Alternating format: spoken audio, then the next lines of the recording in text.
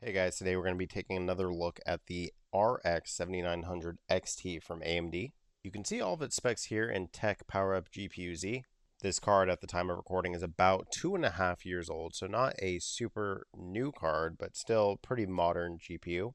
It's a step down from the flagship of AMD's last generation, the flagship being the 7900 XTX. When looking at the specs, one thing kind of jumps out, and that's the 20 gigabytes of video memory at GDDR6 with a 320-bit bus. This was definitely back when AMD was kind of compensating for their lack of AI innovation with just raw horsepower. Over here in MSI Afterburner, you can see we did apply a modest overclock. The card that we are using is the Sapphire Reference Edition model of the card, which is a pretty compact card.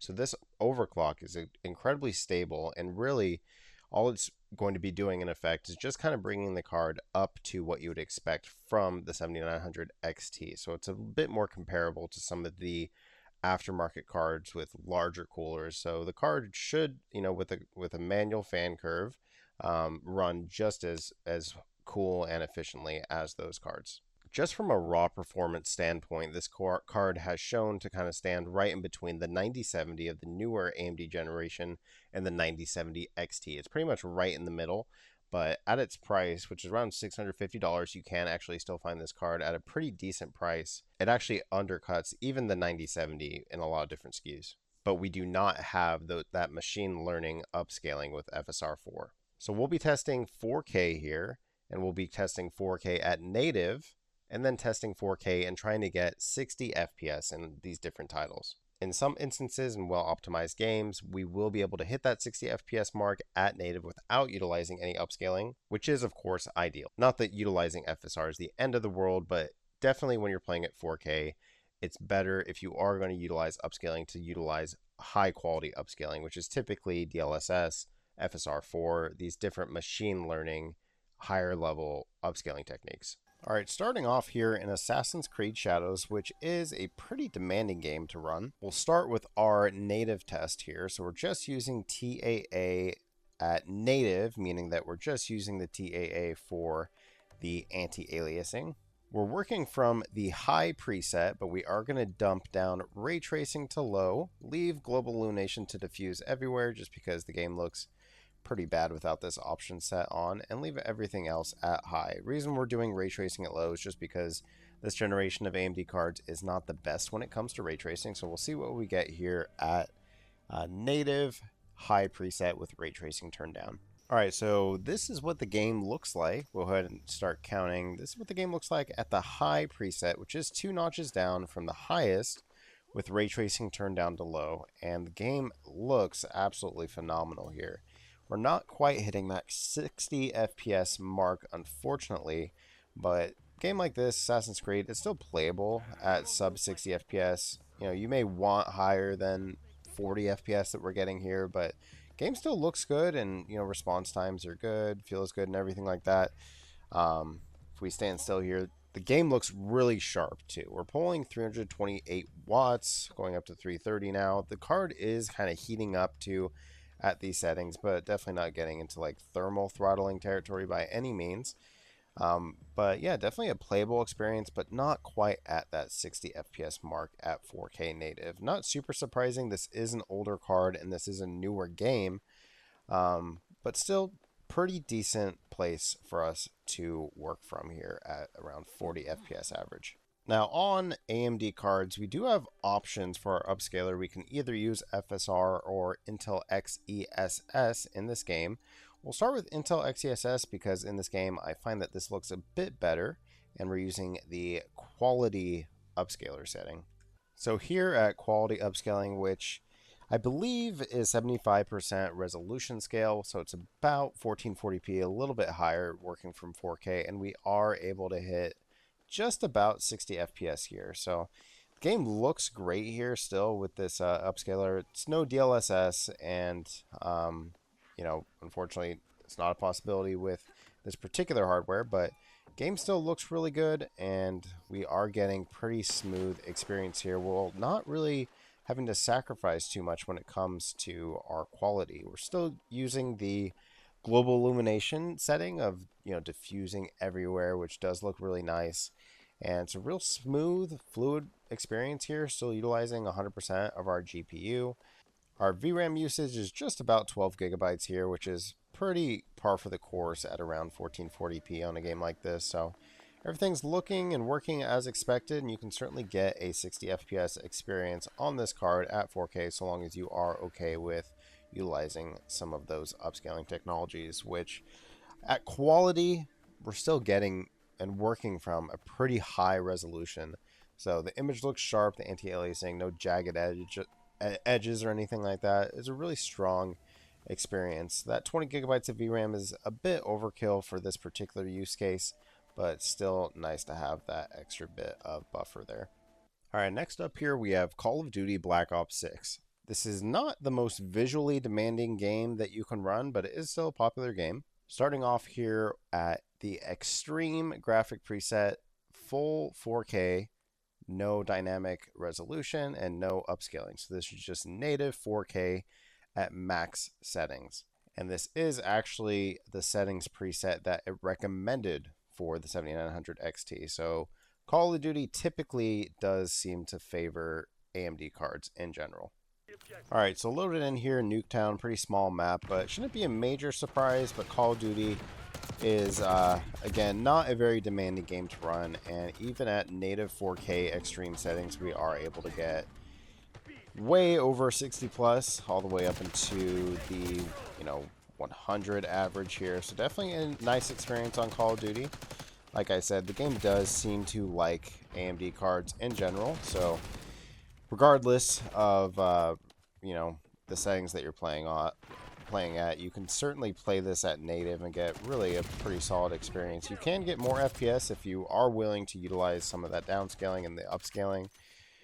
And the added benefit there would be, reduced input latency in many cases, but even at native resolution, there's no need to, really worry about performance. You are able to get a 60 plus experience here, which is definitely pretty nice. The other thing to note here is we are using over 17 gigabytes of video memory.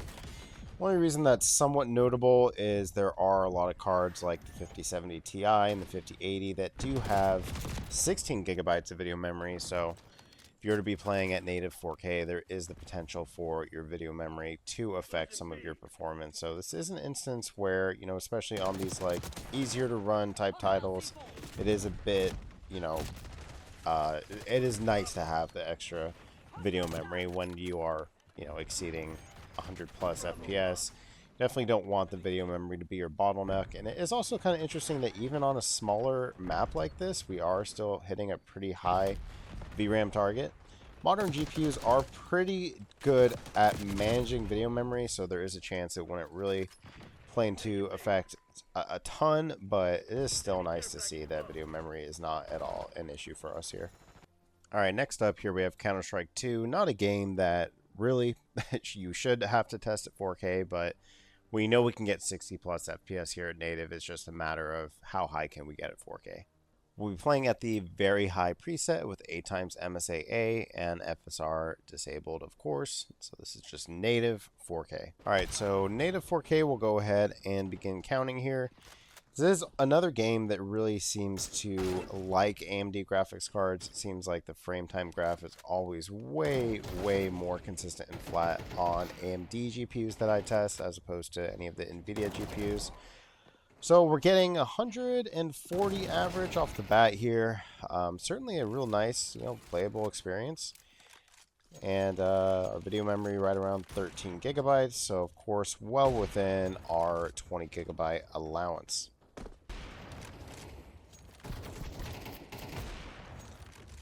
Much like Call of Duty being a competitive FPS, this is a game that some people choose.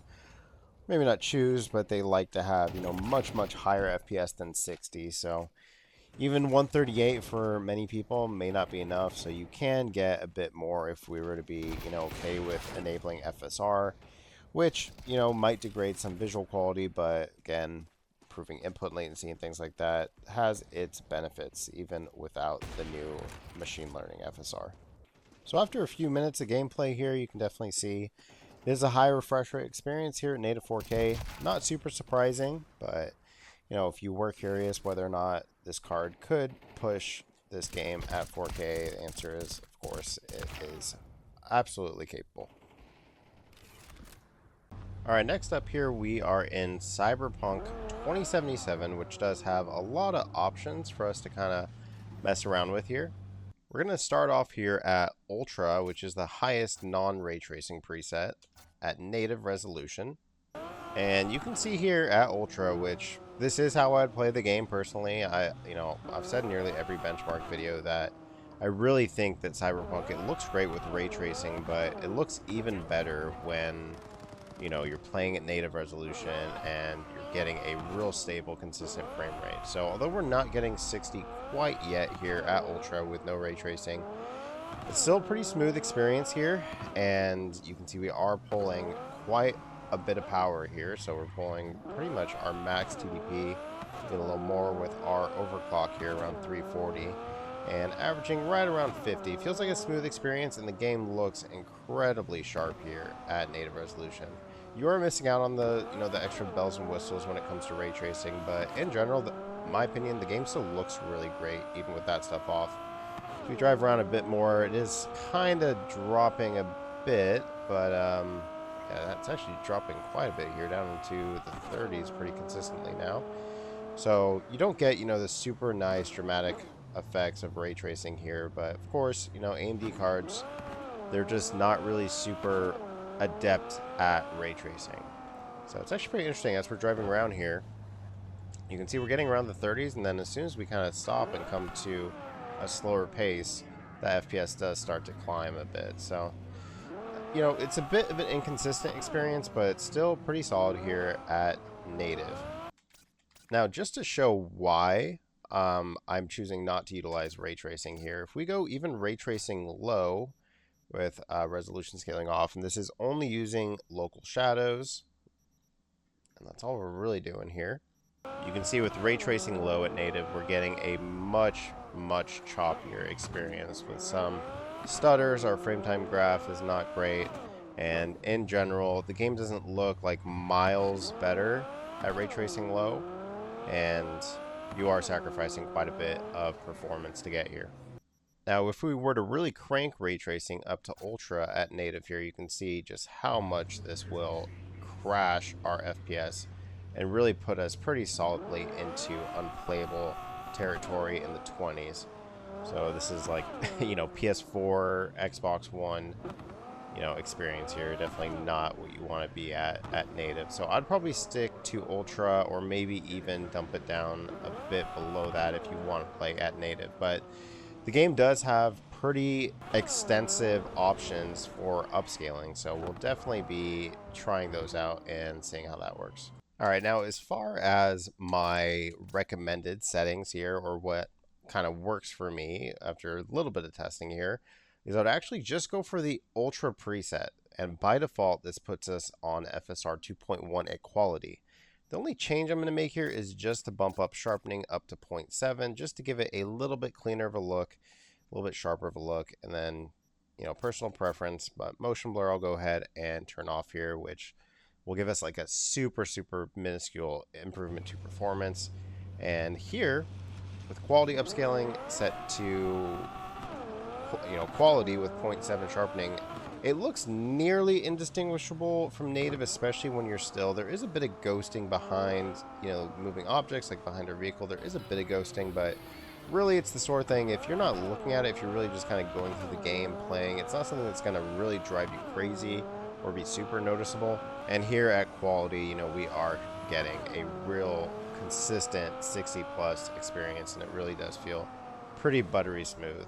And again, the ray tracing is nice, but unfortunately, the fact that we don't have machine learning upscaling and we don't have the same ray tracing performance as NVIDIA cards, it's just not really something that I'm willing to make those types of concessions. But because this is a popular game, and a game that is popular especially in benchmarks, let's see what we have to do to pull off ray tracing ultra and still getting 60 FPS. So in order to get us ray tracing ultra, what we kind of have to do here is basically put our FSR down to performance.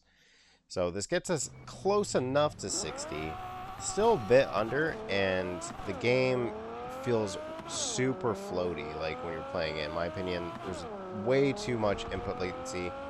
As far as like the picture quality, honestly, it's not terrible, but it doesn't look nearly as sharp. So even if we come in here and crank up our sharpness, let's even put it at 0.8 to get, try to trick ourselves a little bit more, it's still not a super great experience here. And you are getting some of these nice, looking ray trace reflections and things like that, and it does look nice in some settings, especially if you're standing still, but in motion, especially as you're playing, some of the finer details are not really playing so nice with the FSR.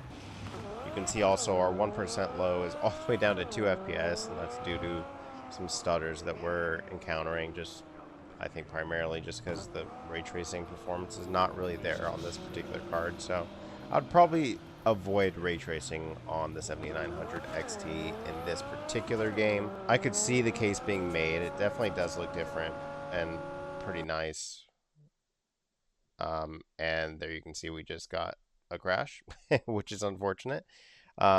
Could be due to our overclock, but really, ray tracing in general on cards like this, they don't really play super nicely, so it's kind of funny we actually got a crash there. All right, starting off here in Grand Theft Auto 5 Enhanced. Now, this game does support ray tracing, so I'll show just kind of how it looks native with ray tracing using the Max RT preset here, which is everything turned up to Ultra.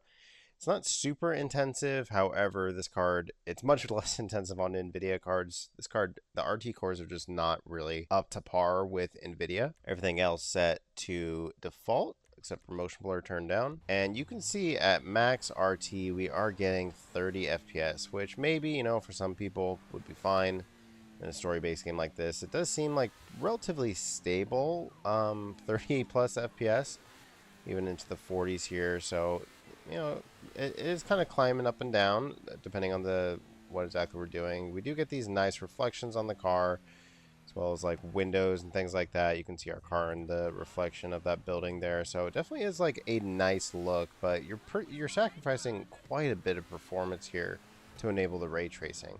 The reflections are one thing. Global illumination does create a pretty nice effect that I've been kind of discovering as I'm going through some games.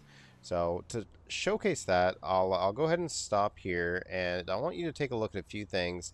The car, the reflections on the car, as well as some of the shadows and the dark greening areas of that structure behind us. And we'll go ahead and turn ray tracing off. All right, so same scene here, just with ray tracing turned off. You can see how much that changes the lighting as well as the look of a car like this. Actually gives this car kind of a neat look with ray tracing turned off, but most notably here you can see just how much our FPS improves. So you can certainly play this game at 4K with ray tracing off and get a really nice refresh rate and high refresh rate experience here. So it's really up to you, whether or not that FPS hit is worth it. And of course, you can also utilize some FSR to get some of that ray tracing with a bit better performance. I do also want to test, we see kind of how that affects like buildings, the global illumination, things like that. So let's see if we can just tweak some settings and maybe get a little bit of ray tracing without going overboard. All right, so only turning on global illumination, we'll set this to high instead of very high, and high here. And we'll see we still do get some of those nice effects on the building, and we are able to at this point now get a 60 plus experience while still getting some of that ray tracing goodness. So again, it's really just personal preference. You can get much higher FPS with just shutting off ray tracing completely, but you can still utilize some of that ray tracing and get some of those nice effects on a older game that's been remastered without utilizing any upscaling, just at raw 4K. So that is nice to see, and the game still looks pretty good here and feels, of course, really great at 60 plus FPS. This is, of course, a game that myself personally I played a lot at sub 60 FPS, so I find it hard myself to really complain about getting 100 FPS. But, you certainly can get an extra 20, 30 FPS in a lot of different situations just by, sacrificing that bit of ray tracing, which is nice, especially on the Enhanced Edition, but is not, necessarily needed to have a good time with this game. Alright, next up here we have Kingdom Come Deliverance 2. Now, in a past video I did get one comment that I actually kind of agree with, that I was testing some, console ports to games that weren't necessarily super tailored for PC, which I do think is a fair criticism. So this is a game that is much better tailored for PC and for PC hardware. So we're playing it Ultra here. So everything is set to Ultra, 4K full screen at native here, of course. And of course the game looks beautiful. And while we're not getting 60 FPS walking around here, we are getting a real, solid around 50 FPS or so. This isn't a game where there's like a ton of fast action, but you see we are getting, tons of really great detail. The game, of course, looks really sharp at native 4K. And without utilizing any upscaling, if we just go ahead and hop in and just turn our graphics settings down from ultra to high, we can get a native 60 FPS 4K experience. So here now at high, which doesn't look super different than ultra, we are now getting 60 plus FPS here at 4K without utilizing any sort of upscaling. And this is a newer title, and a title that in my opinion looks really great at these settings. You can see coming up to, some objects, the environment, everything looks really, really sharp, really clean, and we are able to get real native, nice experience here. Only utilizing 10 of those gigabytes of the 20 that we have, so definitely a much better optimized game than some others that we'll see and that we have seen. So yeah, certainly, it's a valid criticism, and I'll try definitely to explore more of, PC oriented games to just show that, some games are just poorly optimized. But I don't think it's fair to not show games that are poorly optimized, because a lot of popular games and mainstream titles are, of course, console ports, because there's many more players still playing on consoles, even with the rise in PC gaming. So, but yeah, here at high settings, newer title here, you still can get, a really solid experience here. All right, next up here, we have Marvel Rivals Season 2. Playing at borderless windowed for this one because I'm having issues with full screen, but it shouldn't affect our performance too much, maybe a percentage point or two. Using temporal anti-aliasing set to 100% resolution scale, so no upscaling of any kind. And we're going to start off here at the high graphics preset. Alright, so starting off here at the high graphics preset, go ahead and start counting. And we are right away getting 60 plus FPS, which is nice. This is a competitive game though, so many instances you would actually want a bit more than 60 FPS, but it is good to see that you are able to get 60 FPS without sacrificing too much when it comes to visuals. Now, 60 FPS average is certainly, playable on this game, and not really too upset about it whatsoever, but typically you'd want a bit more. So let's see if we can get a bit more with just quality upscaling. So we're going to be using FSR3 just set to quality here. That did cause a crash, unfortunately, so we'll load back in here. So here now with quality FSR, we are still getting, a high refresh rate, of course, but now we're getting much more in the 80 territory, which certainly feels a bit nicer. And there's not a major, if any, hit to input latency. In fact, it actually probably feels a bit smoother with FSR. As far as like any visual artifacting, I'm personally not noticing anything, especially, in normal gameplay. It's not going to be something that you really super notice in a competitive title like this. But I'm sure it's something that, maybe more people are more in tune with noticing that sort of stuff. But yeah, certainly a good experience here. High 80s average. Depending on the scene and what ultimates are going on, as well as the map, you maybe get a little bit more, a little bit less. It's a little, there's a little bit of variance there for sure. So definitely have to keep that in mind. But certainly a real solid experience here. You certainly can play this game so long as you aren't looking for 200 plus FPS at 4K on this card. All right, real quick, just to show if you wanted a real competitive experience here. FSR3 still set to quality here, and just on low settings, which is certainly, a way some people choose to play a game like this. And you can see here at low settings, the game still looks great. I mean, it's not really a game that really looks too terrible, even at low settings. And we are getting, probably about another 20 or so FPS here. So if you really kind of wanted to maximize your FPS, you certainly could do so here. At right about 100 without dumping down your upscaling too much to where the image quality looks absolutely terrible. Me personally, this may actually be where I would choose to play the game if I were playing on this hardware. I think the game looks great regardless of settings, really. And, you know, I'd be much more concerned with getting a higher refresh rate experience and giving myself every competitive advantage, just since I'm not super great at this game.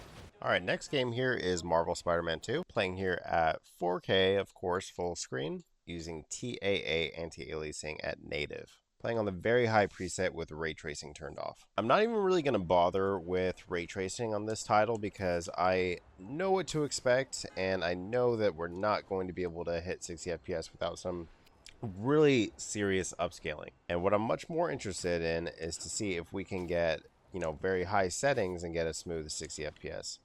So typically what you want to look for here, and again, this game does suffer from stutters and all hardware. It's just, you know, it's just not a super well optimized game. Like I said, some of these Sony ports, some of them are great, some of them are not. The Spider-Man games, for whatever reason, I don't know what it is about the development of these games, but they are just super CPU intensive and cause stutters no matter what you do with the settings. As you can see, you know, just typically swinging around, we are getting 60 plus. We're getting actually around 70.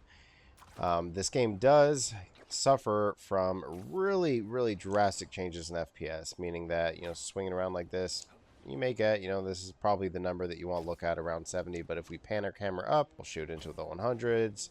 If we pan our camera around, we'll get, you know, lower, even a major stutter like that. So really depends what exactly you're doing. It's hard to really nail down a super specific, you know, cause for it. It seems like mostly what I notice is really where you point the camera. If we point up at the sky, you can see we jump way into the 140s for a few seconds. And if we pan our camera around, we'll do slight dips, and, you know, maybe even sometimes you'll get stutters when you do things like that. But the image is sharp here at, you know, 60 plus. Native 4K, of course, looks absolutely gorgeous. And really all you're really missing out on here is just that ray tracing, which is not a huge deal in a game like this. You know, really, it's some of these textures down here. You still get this nice looking water. It's just not real time. So the textures and the reflections that you are getting are baked in as opposed to, you know, being rendered in real time. Same thing with the shadows. So your character does still have a shadow, of course, and you still do get reflective kind of surfaces. They're just not displaying those real time reflections. So if we come up to a surface like this, you can see the city, but you can't really see ourselves. So it's not really end of the world. It doesn't like drastically or really at all change, you know, what the general experience is playing this game. And because this card is not well optimized for ray tracing, and we don't really have the right upscaling options to really get there and still retain, you know, such a clean picture and image that we're getting here, I don't think it's even remotely worth it. But yeah, definitely a real playable experience here at very high settings. The game looks gorgeous, looks great at 4K. You can see tons of detail, you know, in the city, cars far away. You can see everything's loading in well. We are utilizing quite a hefty chunk of video memory, right around 14 gigabytes into the 15 territory at times. So definitely a you know, well optimized experience on this card, if not for those stutters, which is just, you know, apparent on pretty much any hardware that you'll throw at this game. Alright, next up here is Monster Hunter Wilds. Now, starting at the medium preset, which does give us medium texture quality, if we disable all forms of anti-aliasing, even in the town, or in this little village, which is a pretty intensive area, you can see we are getting FPS. However, this is not how I'd play the game. This game, when you don't have higher resolution textures, you get really poor visuals. You know, a lot of the game looks pretty ugly without those textures bumped up, at least to some degree. You know, you could probably get away with it if you don't care, you know, but as soon as you kind of come up close to something, you'll see just some really ugly textures like this. So although you can get native 4K using some of these lower textures, it's not really a super great experience. You know, you get a lot of pretty ugly visuals. So we are going to have to utilize some upscaling here in Monster Hunter Wilds, which isn't super surprising, but let's see what we can get with, you know, bumping up our settings a little bit and using some of that FSR. So coming all the way up here to the Ultra preset, which automatically gives us FSR quality with no frame generation, gives us the high resolution texture pack, which is an optional pack. You can see we are getting both really solid visuals and 60 plus FPS. This isn't typically a game where you would, really care a ton about, um, input latency. You do want to have good input latency and you do want to have a good experience here, but the FSR implementation is actually pretty solid here. As we're riding around here, I'm not really seeing any super noticeable effects of FSR, even on the, if we look at some of like the finer details here, like the grass as we're kind of walking around, there's not really any like major ghosting or, blurry effect here. Even at this setting, though, we are averaging just below 60 FPS, and it's going to depend a lot on what exactly you're doing as far as like the FPS that you're getting. So as you can see, coming into a fight here, we're now bringing that average down pretty considerably. Now we're well below the 60 FPS, and depending on the effects that are happening, we're going into the 40s even. So not a super great experience here. So let's see what we can get if we just dump down quality down to balanced. So now at balanced FSR, again, the image quality doesn't look too bad. The picture quality still looks really solid. And we're getting much, much closer to our 60 FPS target now. The other thing while we're playing, and as we just hit 60 FPS average, that is kind of notable is that we are kind of climbing up there as far as our video memory goes. So 16 gigabyte card here may have some issues.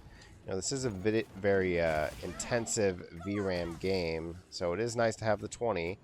A lot of the cards are shipping, including the 9070 XT, are shipping with 16 gigabytes of video memory, and that also includes, the NVIDIA cards like the 5070 Ti and the 5080. So it is certainly nice, having this extra bit of video memory here as we go all the way into 18, which is pretty crazy. The video memory does free up here and there, like we just saw. It dumped back down to 15 and then quickly rose again to 17. So it will kind of fluctuate, but it is nice to know that, when it does climb up like that, it's not going to be the cause of our bottleneck. Video memory is a important statistic when looking at a graphics card, but you really don't want it to be, where you're kind of getting your performance from. And at the same time, you don't want it to be what's causing you to have poor performance. So really the video memory is just, in certain instances, in certain games, when you see that it's climbing so high, it's just kind of a note that, if you were having less video memory, it may still run, and it may even still run okay, but there certainly is a possibility that it would cause, some performance issue, which is definitely not what you want to be happening. The card is definitely powerful enough to run, a game that looks this good. But unfortunately, there are just poorly optimized games that really hog video memory, and that's just the reality of, games. It's not just this game. There are, it's been a trend where there are certainly games that just really are not super well optimized when it comes to video memory. So as you can see here, ultra preset balanced FSR, we are getting 60 FPS experience here. Sometimes more, in this enclosed area, we are going pretty well over 60 FPS, which does make it kind of an interesting candidate for some frame generation. So now with our frame generation turned on, we'll go ahead and start counting, and we are certainly getting, a much higher FPS. And again, input latency does matter when, you're talking about a game like this. You do have to time certain things like counters and things like that, but in general, it's not the most important. It's not a competitive title where you're competing against other players that you have to worry about, and it does feel more fluid, so I can certainly see someone, wanting to enable FSR frame generation and getting a little bit more of an FPS boost. So there you can see we're getting right about 120 coming from that, 60, 65 area there. So certainly a much more fluid experience with frame generation. And the input latency honestly isn't too bad. Really, with, frame generation, you just want to be coming from like a somewhat acceptable FPS. So, you wouldn't want to enable it when you're getting like 30 FPS. But if you're getting 60, 70, and that brings you up to 120, that's typically where you want to be. All right, last up here we have Red Dead Redemption 2. All right, we're playing at 4K here, windowed borderless, because again, I'm having some issues with full screen, but shouldn't make a huge difference. And we're at max settings here, so sliding the slider all the way and then coming in here and manually adjusting every setting all the way. FSR set to off, and for our anti-aliasing, we are using TAA set to medium. And I know that this game likes AMD GPUs, so I'm expecting good performance, and that is just what we're getting here. While this is an older title, there's no denying that this is definitely still a really visually impressive title. And again, one that, for whatever reason, I see a ton of people, who jump in and replay this game pretty frequently. So definitely a game that I like to come in. I think it just looks absolutely phenomenal, especially at 4K. And we're getting a real solid experience here, 60 plus all the way up, averaging 98. Certainly a really solid experience here. Not that it's super surprising, given the age of the game and how expensive this GPU is, and the fact that this GPU is about 4 years newer than this game's release on PC in 2018. Or actually, I think this game released in 2019 on PC, but regardless, still not a very modern game. Certainly a real strong showcase for this GPU here. Wish more games were optimized this well to look this great and perform so well. So all things considered, certainly a strong showing at 4K with the 7900 XT. While the 20 gigabytes of VRAM only really came in handy a few times, I imagine that it will be nice to have in the future. But what you have to consider is, will that 20 gigabytes of VRAM be more useful than the FSR4 technologies that are on the newer AMD GPUs? If trends do continue and video memory is hogged up by developers, the 20 gigabytes should get us pretty far. And we did leave ourselves quite a bit of headroom without really using any super aggressive FSR upscaling. So I can certainly see this card lasting quite a few years into the future, so long as you're okay with, bumping down that FSR to maybe balanced or performance in the years to come. But all things considered, really strong performer and great GPU.